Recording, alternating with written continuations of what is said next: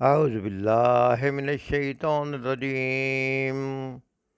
بسم اللہ الرحمن الرحیم۔ وَإِذِ اسْتَسْقَىٰ مُوسَىٰ لِقَوْمِهِ فَقُلْنَا اضْرِب بِّعَصَاكَ الْحَجَرَ فَانفَجَرَتْ مِنْهُ اثْنَتَا عَشْرَةَ عَيْنًا قد علم كل أناس مشربهم كلوا واشربوا من رزق الله ولا تعثوا في الأرض مفسدين۔ صدق اللہ العظیم۔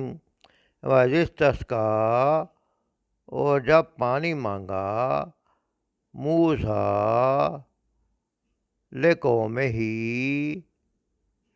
موسیٰ علیہ السلام نے اپنی قوم کے لیے،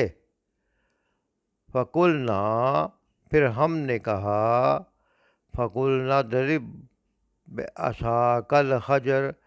پھر ہم نے کہا مارو اپنا عصا پتھر پر، فَانفَجَرَتْ مِنْهُ اثْنَتَا عَشْرَةَ عَيْنًا، تو پھوٹ پڑے، فَانفَجَرَتْ، تو پھوٹ پڑے، منہ اس سے، اثْنَتَا عَشْرَةَ عَيْنًا، 12 چشمے، 10 اور 2 12، قد علم، جان لیا، کل اناس، تمام لوگوں نے، مشربہم، اپنا اپنا گھاٹ، کلو واشربو، تم کھاؤ اور پیو، من رزق اللہ، اللہ کے دیے ہوئے رزق میں سے، ولا تعثوا فی الارض مفسدین، اور نہ پھرو زمین میں فساد مچاتے۔ اور جب پانی مانگا موسیٰ نے اپنی قوم کے واسطے، تو ہم نے کہا مار اپنا عصا پتھر پر، سو بہہ نکلے اس سے 12 چشمے۔ پہچان لیا ہر قوم نے اپنا گھاٹ، کھاؤ اور پیو اللہ کی روزی، اور نہ پھرو ملک میں فساد مچاتے۔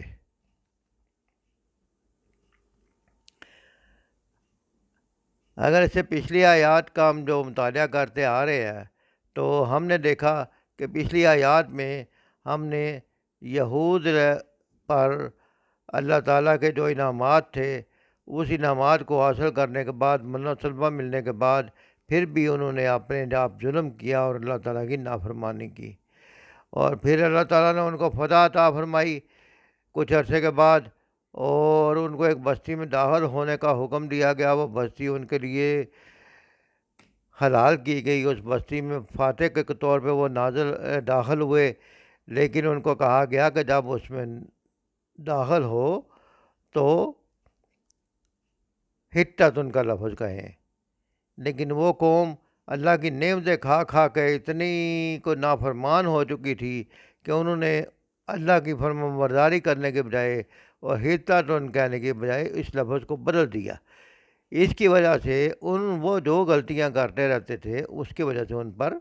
آسمان سے عذاب آیا۔ تو کیونکہ عذاب کس لیے آیا کہ وہ نافرمانیاں کرتے تھے۔ آج ایک اور انعام کا ذکر ہے کہ جب بنی اسرائیل صحرا میں موسیٰ علیہ السلام کے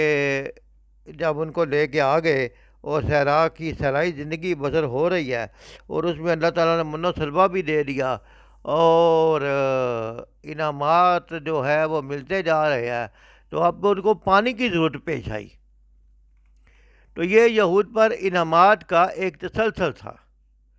یہاں ایک اور نعمت یاد دلائی جا رہی ہے کہ جب تمہارے نبی نے تمہارے لیے پانی طلب کیا، تو ہم نے اس پتھر پر چشمے بہا دیے تفسیر ابن کثیر میں اس واقعہ کا تفصیل کے ساتھ ذکر کیا جا رہا ہے اور کیا گیا ہے، اور وہ لکھتے ہیں کہ یہ نعمت جو ہے جب پانی طلب کرنے پر مل گئی اور اس پتھر سے چشمے بہا دیے گئے، تو جو وہ پتھر وہ تھا جو ان کے ساتھ رہا کرتا تھا ہر وقت، جہاں بھی وہ جاتے تھے پتھر ان کے ساتھ ساتھ جاتا تھا۔ اور پھر تمہارے ہر قبیلے کے لیے اس میں سے ایک ایک چشمہ ہم نے جاری کرا دیا، جسے ہر قبیلہ نے جان لیا، اور ہم نے کہہ دیا کہ من و سلوہ کھاتے رہو اور ان چشموں کا پانی پیتے رہو، کھاؤ اور پیو، نہ محنت کرنی پڑی، نہ مزدوری کرنی پڑی، نہ کوئی وقت لگانا پڑا، بس پکا پکایا کھاؤ، نو سلوا کھاؤ اور چشموں کا پانی پیو، بے محنت کی روزی کھا پی کر ہماری عبادت میں لگے رہو، اور اللہ کی نافرمانی نہ کرنا، نافرمانی کر کے زمین میں فساد مت پھیلاؤ، ورنہ یہ نعمتیں چھن جائیں گے۔ ڈاکٹر اسلم صدیقی صاحب تفسیر روح القرآن میں بتاتے ہیں کہ جب یہ نعمت مل گئی تو اس نعمت کا کوئی حق بھی تھا، اس لیے اللہ تعالیٰ نے زمین میں ان کو اتنا بڑا انعام دینے کے بعد فرمایا کھاؤ اور پیو اور زمین میں فساد مت پھیلاتے پھرو۔ جب غذائی ضرورت پورا کرنے کے لیے من و سلوہ کی نعمت عطا کی گئی تو اس وقت صرف فرمایا کلوا من طیبات ما رزقناکم، کھاؤ پاک چیزیں جو کہ ہم نے تم کو دی ہیں، تمہیں جو پاکیزہ نعمتیں عطا کی ہیں ان نعمتوں میں سے کھاؤ۔ اب کھانے کی نعمتوں کے ساتھ ساتھ جب پینے کی نعمت بھی مل گئی اور انسانوں کی غذائی ضرورت پوری ہو گئی تو پھر فرمایا کلوا واشربوا، کھاؤ اور پیو، کیونکہ کھانے اور پینے کا دونوں کا سامان ہو چکا تھا، تو لہٰذا ان کو کہا کہ اللہ کی نافرمانی نہ کرتے پھرو، بلکہ میں بے محنت کی روزی کھا کر بھی پھر کیا کرو، اپنے فائدہ، جیسے ہمیں بھی بتایا گیا فائدہ فرغت فانصب الی ربک فرغب، تو کیا ہماری عبادت میں لگے رہو،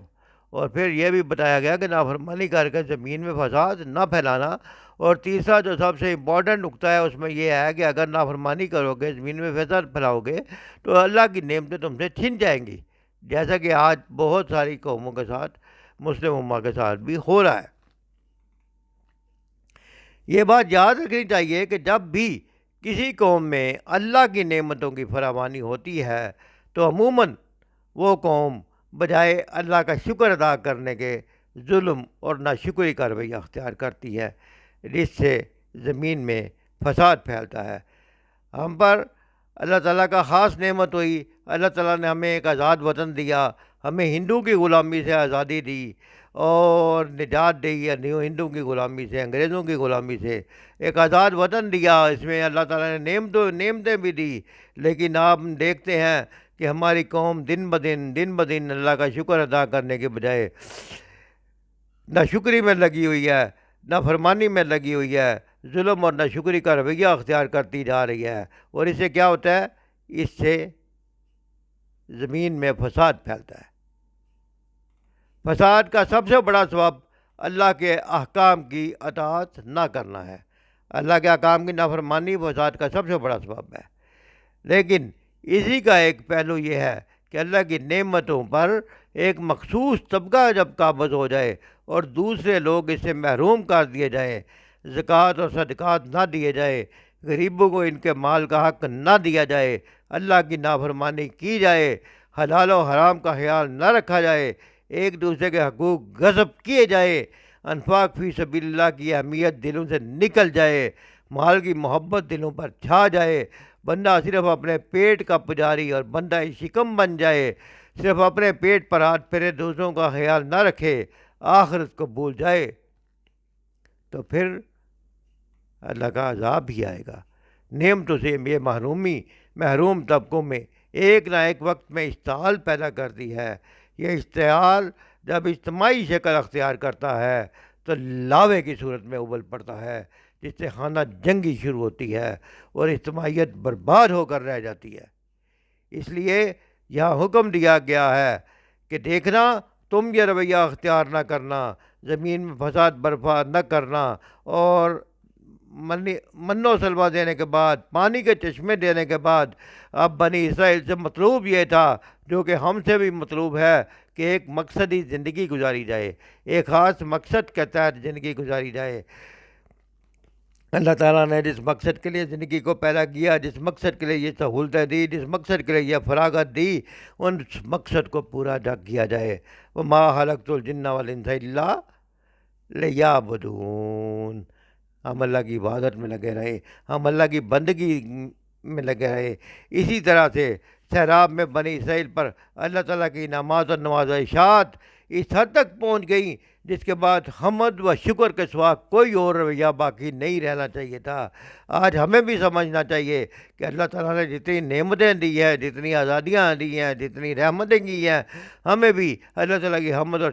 شکر کا رویہ اختیار کرنا چاہیے، اور اس کے علاوہ کوئی اور رویہ بھی قابل قبول نہیں ہے۔ بنی اسرائیل کے لیے لازمی تھا کہ ان بنیادی ضرورتوں کے مل جانے کے بعد وہ مقصدی زندگی کی طرف توجہ دیتے، مقصدی زندگی کو سمجھتے کہ یہ کس مقصد کے لیے ان سے یہ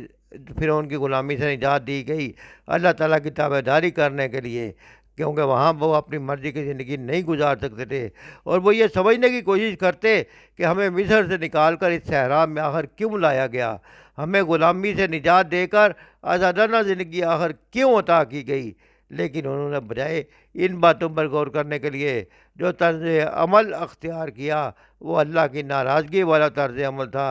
اے میرے دوستو، اے میرے ساتھیوں، اے میرے مسلمان بھائیوں اور بہنوں، ہمیں اپنے طرز عمل پر غور کرنا چاہیے۔ کیا ہم آزادی پانے کے بعد اسی طرح کا طرز عمل تو اختیار نہیں کر رہے، یا اس لیے اللہ تعالیٰ سے توفیق مانگنی چاہیے کہ اللہ ہمیں اپنے رضا والے عمل کرنے کی توفیق عطا فرمائے اور ناراضگی والے کاروں سے بچائے، تاکہ ہم اللہ تعالیٰ کی رحمت حاصل کر کر دنیا اور آخرت میں کامیاب ہو سکیں۔ وما علینا الا البلاغ۔